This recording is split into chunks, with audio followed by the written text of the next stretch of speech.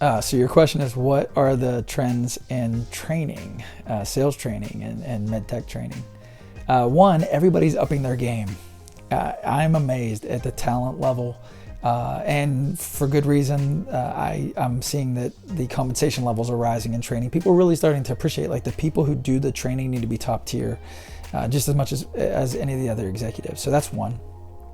Two, the content's getting better and the tools are getting better, especially as people are starting to press in with virtual and home study, electronic mediums. That whole scene is getting better.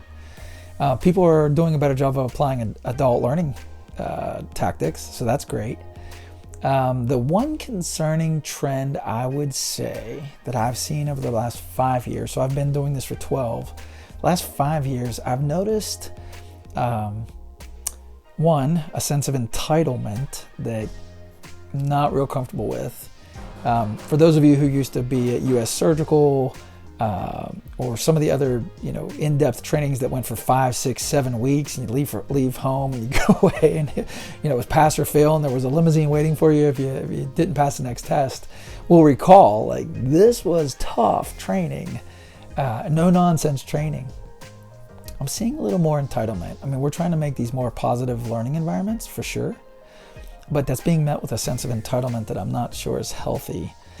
And coupled with that is just a general trend in the culture, and that would be cancel culture. And so I've personally experienced it. I know a couple of friends who have experienced it.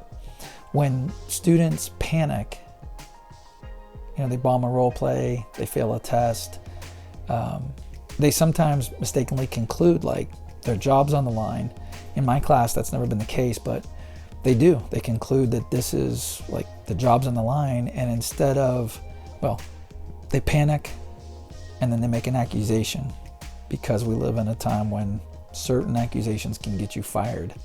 And so I would encourage training people to do a couple things. One, make your training as objective as possible and be measuring as objectively as possible. So examples would be role play scoring. If you need a role play scoring sheet, I got examples of that.